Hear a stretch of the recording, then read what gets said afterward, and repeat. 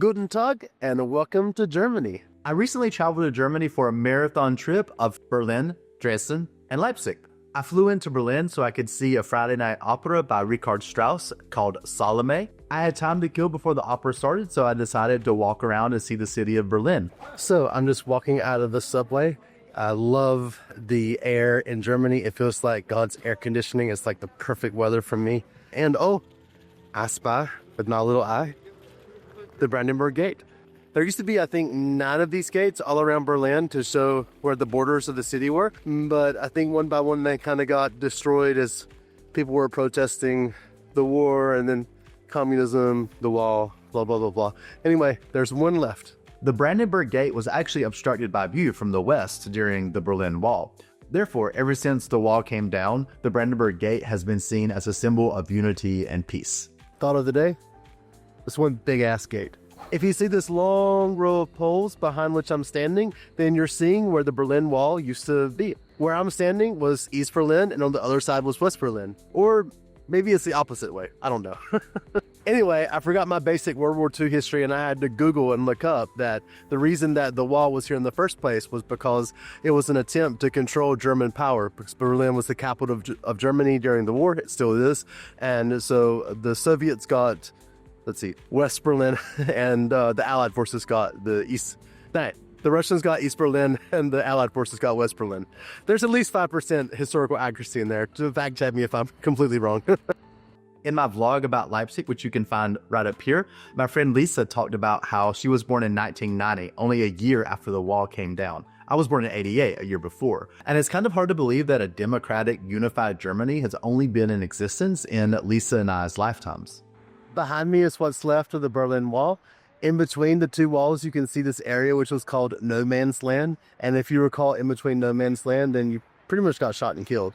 And what I didn't realize, what I'd never learned before, is that actually mostly students tried to dig tunnels from this side of the wall, where I'm standing now, to the other side. And they would have dug very teeny tiny narrow holes from this side under the ground, under this Strauss, this street. Most of them got ratted out, but a few hundred people got safely from one side to the other. As I was standing in front of what was left of the Berlin Wall, I was thinking about just the idea of boundaries in general. And sometimes it is easier to just erect a cement, solid structure that has machine guns on the other side, whether if you cross, you die.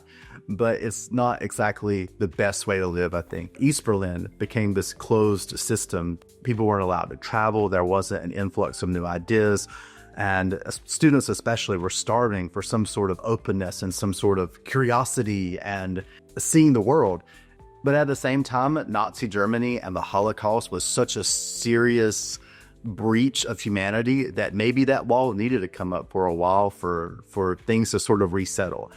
And that thought came across my mind as I visited the next stop, which was the Holocaust Memorial.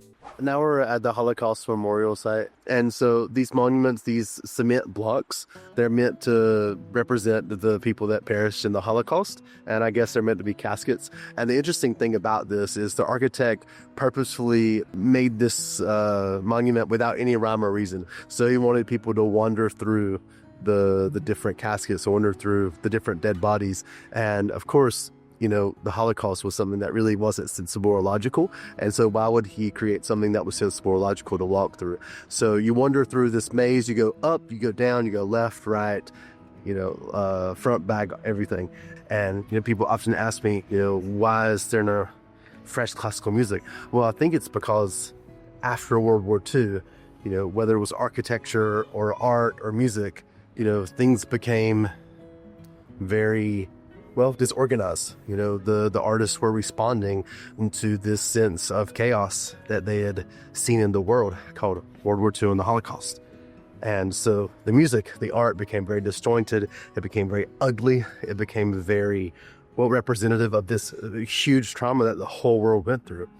And so, classical music really perished because of that representation of reality through art. coupled with the Beatles coming to prominence in pop culture. I was just walking around waiting for the opera to begin, and I happened to come across this free museum called the Topography of Terror. And it is the place where all the bad boys of World War II, the Gestapo, they met here, and this is where all the administration happened, and this is where they brainstormed and came up with other plans. And so let's go in and check it out. As I was walking around the Topography of Terror, I came across this one exhibit of Nazis in Norway. And I was really surprised to see that there were like Jews being deported right in Oslo Central Station. And there were Nazis that went and had dinner at Frogner's Hotel restaurant, which I've been to several times with friends that have visited me. It just struck home to me one more time, the idea that, World War II may have been 80 years ago, but that's really not that long. And pretty much anywhere I go in Europe, there's some vestige, some remnant, some memory, some artifact of World War II and Hitler and the Holocaust, even in peaceful, safe Norway. As I'm leaving the Topography of Terror Museum, I'm just thinking, first of all, that's a really good name, the Topography of Terror, like the map of terror. It really sounds like the name of an opera, or like, it reminds me of the Scream by Moosh or something. And when I was in there, I was thinking about my pet peeve, which is sanctimoniousness. And throughout my life, I've heard so many people, like in their 70s, 80s, saying, oh, I marched with MLK, or just people in general of all ages being like, I would never be a Nazi. And, first of all, not everyone marched with MLK that's still alive, that's in that generation. I just don't believe it. And second of all, we're not immune. If we were in that generation, if we were in Germany, we may have been Nazis also, like there's no way of saying yes or no.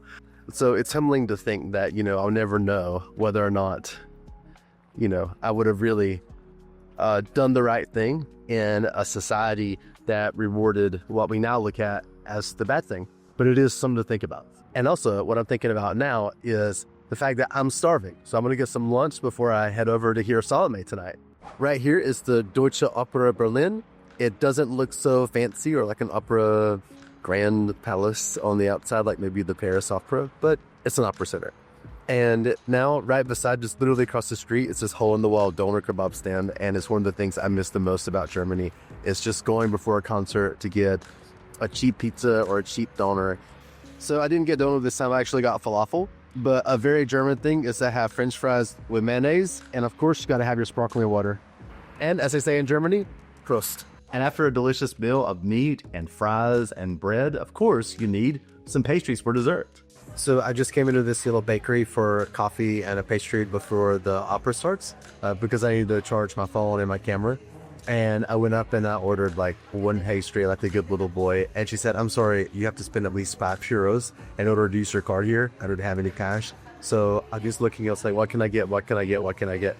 I ended up getting 3 pastries so that I could pay €5 because it's incredibly affordable in Germany compared to Norway, where one of these pastries would have cost probably €8. So I hope that I'll be a good boy and I'll save most of these pastries for breakfast. Finally, it was time for the opening curtain call of Strauss's Salome, and I was super excited. I'd seen the opera several times on video over the years, but I'd never seen it live, and it really exceeded expectations. The opera Salome was an absolute scandal when it was first premiered in the early 20th century, and the reason why is that Salome was a family member of King Herod, and she demanded the head of John the Baptist. And so this opera goes pretty dark pretty quick, and it shows the dark side of humanity, the shadow side of humanity. And what I really loved about this production is that toward the end of the opera, there's this very famous excerpt called The Dance of the Seven Veils.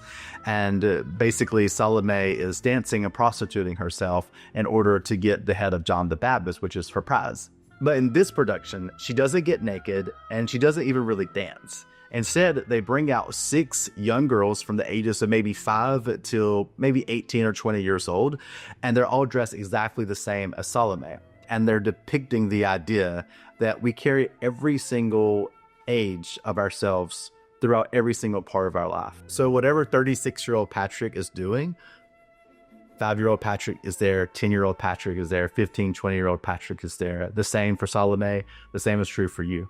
It's a very Jungian and Freudian concept. They were the founders of psychology as we know it today, and they were very much getting their start at the same time Salome was getting its start in the early 20th century. And so I really loved that the stage director weaved early psychology into the Dance of the Seven Veils.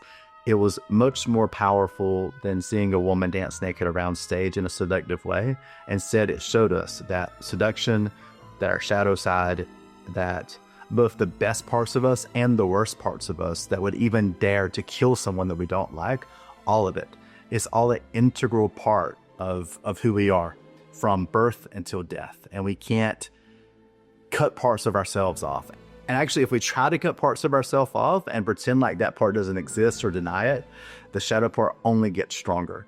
And it's only by integrating all the different Patricks, all the different Salomes, and all the different yous into one's life that one can really be themselves and light can emerge over darkness.